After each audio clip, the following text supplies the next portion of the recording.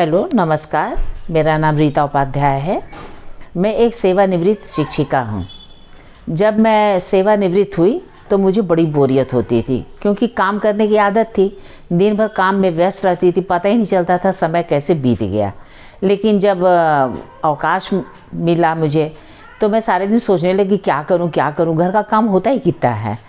तो मैं अपने बारे में बताऊँ कि शिक्षण के दौरान मैं बच्चों को छोटी छोटी कहानियाँ सुनाया करती थी, और ताकि उनका पढ़ाई में मन लग सके।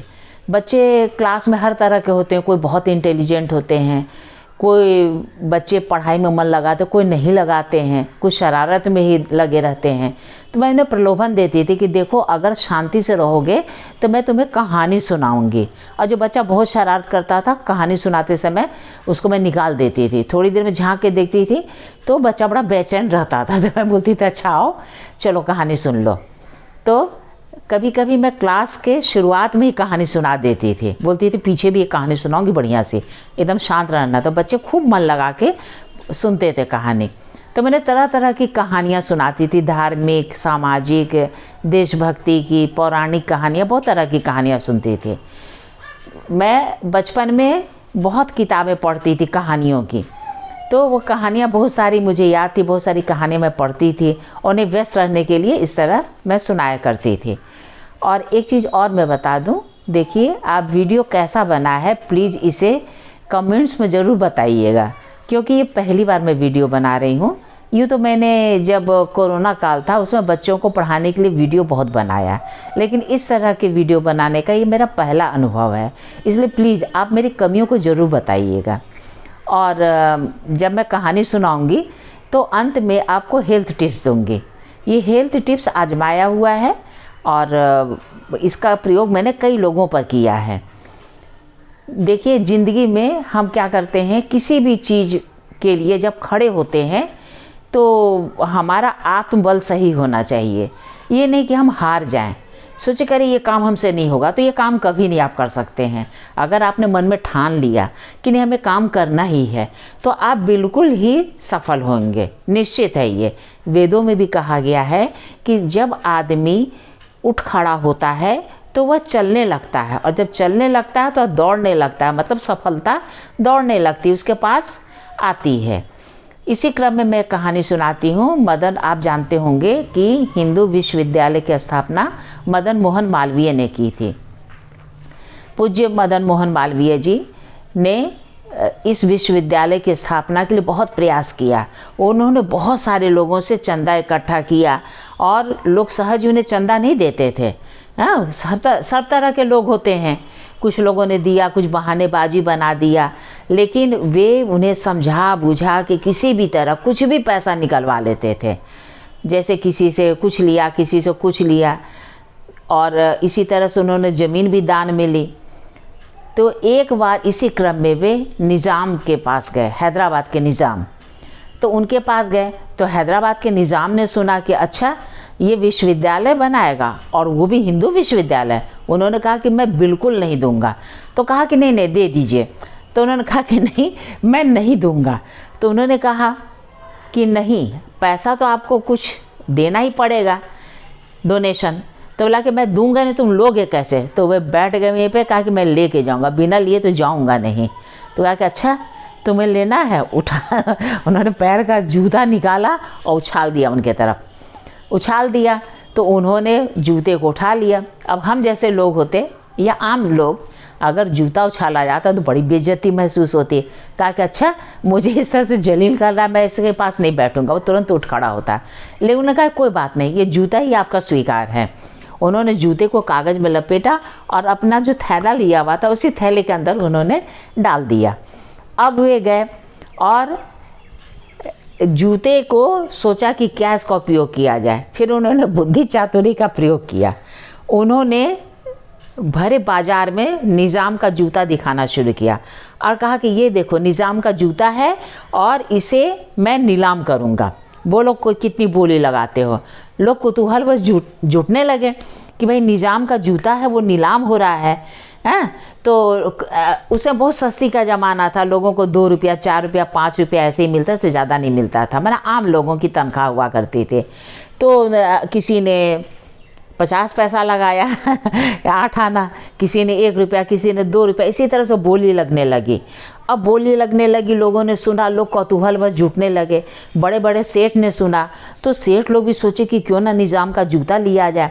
अब वे लोग भी जुटने लगे और बड़ी बड़ी बोली लगने लगी, 100 रुपया 200 रुपया 1000 रुपया 500 रुपया, इसी तरह से बोली लगने लगी। बोली लगने लगी 7000, फिर 1000 पे गिनती पहुंची, 7000 8000 10,000। अब ये बात पहुंची निज़ाम के पास। वे घबराए, उन्होंने कहा कि देखो मेरा जूता नीलाम हो रहा है, तो उसे ले आओ, किसी तरह से उसे नीलाम होने से बचाओ, नहीं तो बड़ी बेइज्जती हो जाएगी। तो वज़ीर गए और उन्होंने भी बोली लगानी शुरू की। पहले तो मदन मोहन मालवीय जी को अलग कहा कि इतना तुम पैसा ले लो धनराशि और ये जूता हमको लौटा दो। उन्होंने कहा कि नहीं, मैंने नीलामी शुरू की है तो अब ये नीलामी होकर रहेगी। उन्होंने बोली लगाने कहा कि बोली लगाओ। अब बोली लगने लगी, बड़े बड़े सेठ जुटे, उन्होंने 1000 1200 1500 जितना भी अधिक से अधिक हो सकता था, 10,000, अंत में बोली लगी 20,000 पे। तो 20,000 देकर निज़ाम के वज़ीर ने जूता ले लिया और वो धनराशि मदन मोहन मालवीय जी को दे दिया। अब मदन मोहन मालवीय जी बड़े प्रसन्न हुए।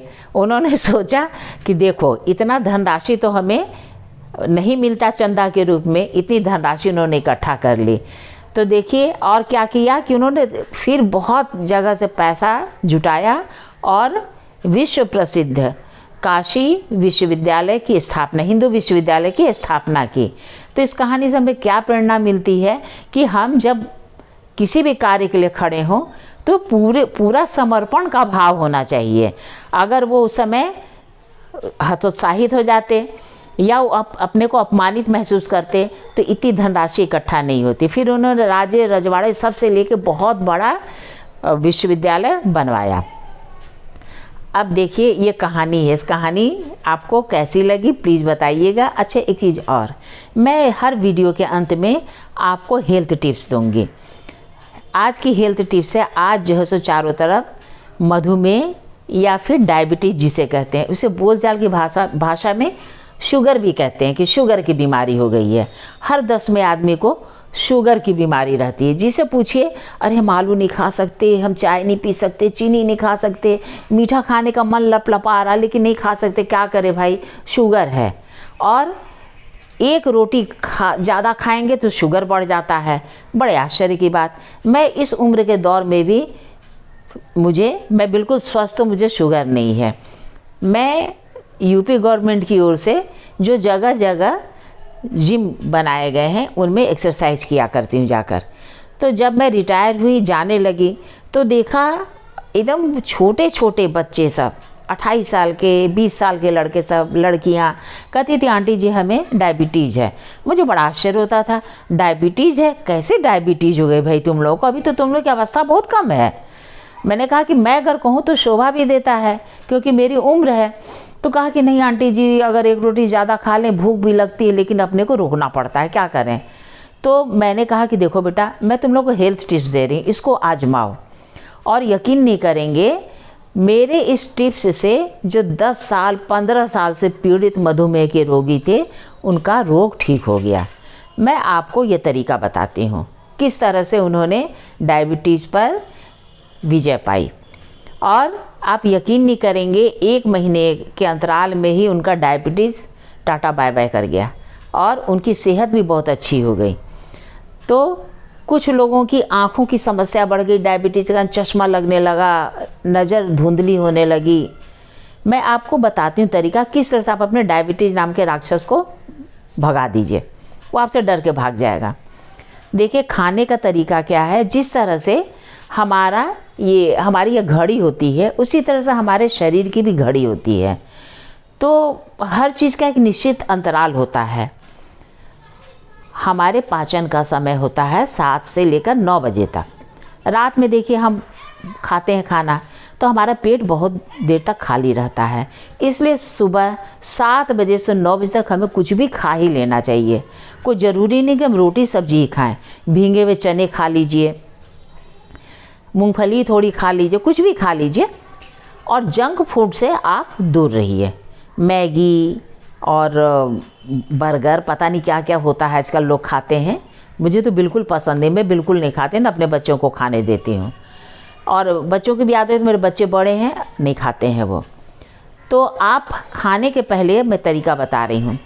खाने को आप एकांत में खाइए, 4 लोगों के बीच में बोल के गप सप करके खा रहे हैं, तो इस तरह से मत खाइए। पूरा ध्यान आप अपने खाने पर केंद्रित करिए। खाने के लिए क्या तरीका है, खाने को पहले आप सूंघिए, जिससे आपका मस्तिष्क तैयार होगा कि आप भोजन कर रहे हैं। और एक कौर को आप 32 बार चबाइए। 32 बार आदमी गिनेगा तो है नहीं कि कितनी संख्या हो रही है। 32 बार चबाने इस तरह का है कि आप एक कौर लीजिए और खाने को चबाते जाइए, चबाते जाइए, जब तक आपके मुंह में एकदम पेस्ट ना बन जाए तब तक आप उसे निगलिए मत। 2 रोटी खाने में कम से कम आप जो है 20 मिनट का समय व्यतीत करिए। और खाने के आधा घंटा पहले आप पानी मत पीजिए, और खाने के 45 मिनट बाद आप पानी मत पीजिए। और जब पानी पीजिए 45 मिनट के बाद आप 1 कप पानी पीजिए, ज़्यादा नहीं। और आपने कभी देखा होगा चिड़ियों को पानी पीते हुए। चिड़ियाँ कैसे करती, अपने चोंच से नदी नाले में पानी पीती हैं, डिप करती हैं, लेती हैं, फिर थोड़ी देर रुकती हैं, फिर डालती हैं अपने चोंच को, फिर थोड़ी देर रुकती हैं पानी पीकर। इसी तरह से हमें भी पानी घूट घूट करके पीना चाहिए, ताकि पानी में लार भी अच्छी तरह मिल जाए। और हमें एक दिन में कम से कम, एक स्वस्थ आदमी को कम से कम 2.5 से 3 लीटर तक पानी पीना चाहिए, और एक बार में इकट्ठा नहीं पीना चाहिए। आप सुबह पानी पीजिए उठकर, ऐसे अभ्यास नहीं है तो नहीं पी पाएंगे, लेकिन धीरे धीरे अभ्यास कर लीजिए, सब हो जाएगा। आप कम से कम 3 गिलास पानी पीजिए। एक जो साधारण ग्लास होता है 3 गिलास पानी पीजिए। शुरू में तो आपको दिक्कत होगी, लेकिन बाद में आपके अभ्यास में आ जाएगा।